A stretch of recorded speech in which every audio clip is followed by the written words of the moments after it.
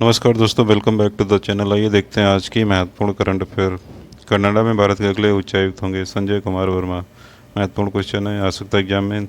अगला क्वेश्चन है, अमित कुमार होंगे कोरिया गणराज्य में भारत के नए राजदूत। ये भी क्वेश्चन महत्वपूर्ण है, पूछा जा सकता है एग्जाम में। अगला क्वेश्चन है, इंट्रानेजल कोरोना वैक्सीन को DCGI ने आपातकालीन इस्तेमाल को मंजूरी प्रदान कर दी है।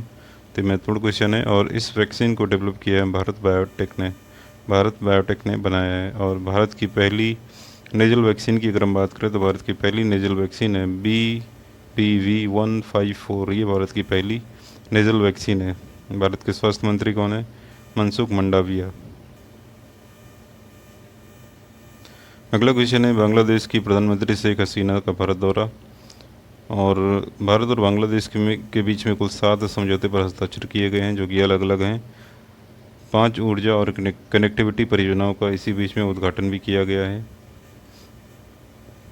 जो कि भारत की मदद से कहीं ना कहीं प्रारंभ की गई हैं।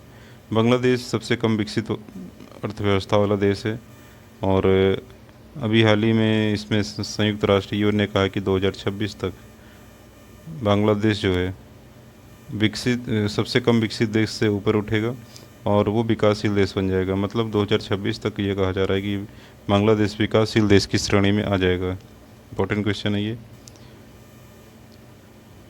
अगर हम बात करें, यहाँ पे 1320 मेगावाट क्षमता की मैत्री पावर परियोजना का उद्घाटन किया गया है, और जिसकी लागत $2 अरब थी, और जिसमें भारत ने लगभग $1.2 अरब की मदद करी है इस योजना में।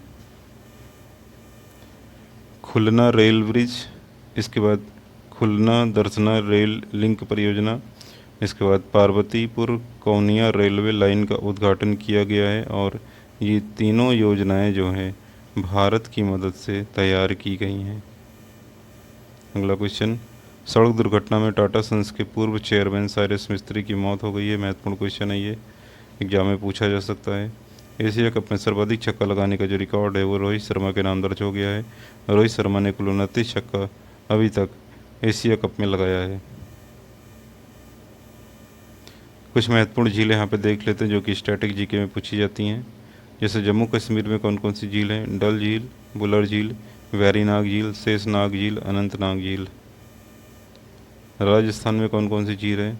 रंगा सागर, सांभर झील जो कि खारे पानी की झील है, उदय सागर, जयसमंद, राजसमंद, डीडवाना। तो ये राजस्थान की महत्वपूर्ण झीलें हैं।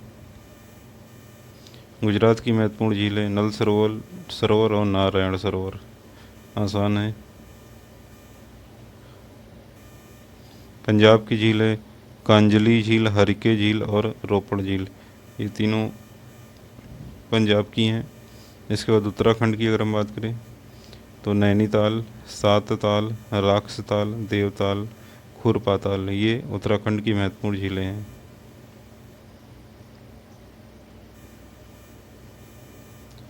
महाराष्ट्र की महत्वपूर्ण झील लोनार झील, सलीम अली सरोवर, पोई झील, ये महाराष्ट्र की महत्वपूर्ण झील हैं। इसके बाद केरल की बेम्बानाथ झील, अष्टामुडी झील। तमिलनाडु की झील की अगर हम बात करें तो पुल्लिकट झील, बेरीजाम, कोडाई कनाल, ये तमिलनाडु की महत्वपूर्ण झील हैं। मणिपुर की झील है लोकटक झील, बहुत बार एग्जाम में पूछी गई है। केबुल लामजाओ नेशनल तैरता हुआ जो नेशनल पार्क है वो लोकटक झील में ही है। महत्वपूर्ण क्वेश्चन है ये। सिक्किम में चोलामू झील है, बिहार में कांवर झील, आंध्र प्रदेश में कोलेरू झील और हुसैन सागर, मध्य प्रदेश में भोजताल। उड़ीसा में चिल्का झील है। चिल्का झील तटीय सबसे बड़ी झील है अगर बात करें, जो कि उड़ीसा में है।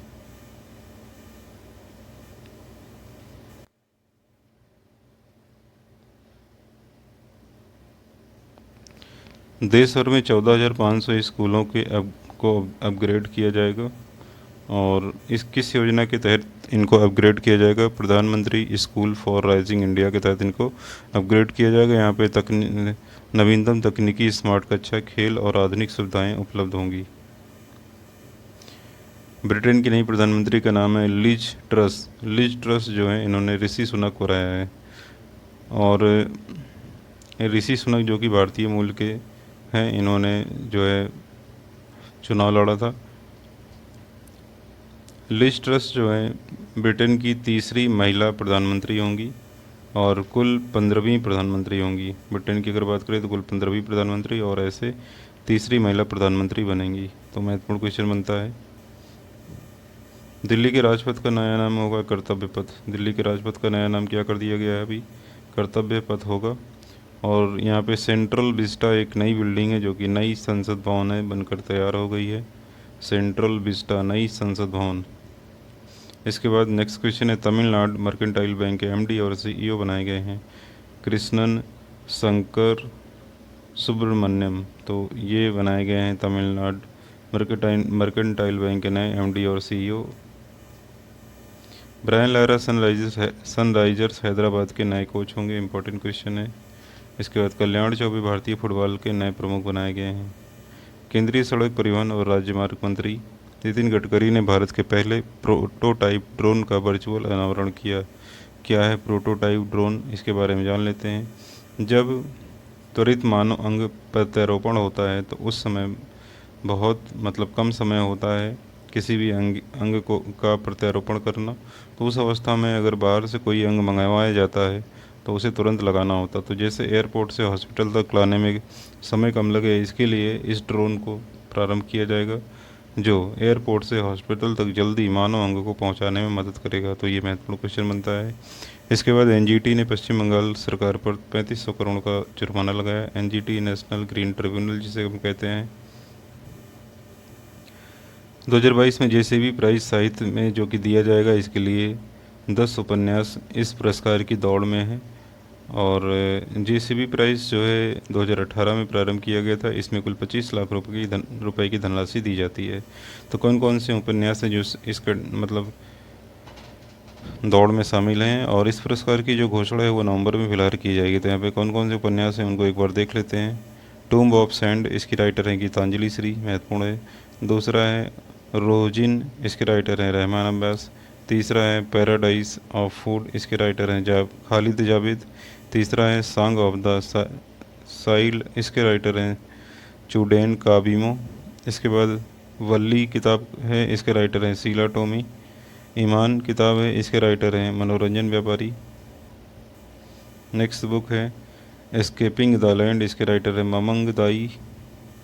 नेक्स्ट बुक है स्पिरिट नाइट्स, इसके राइटर हैं स्टरिन कीर।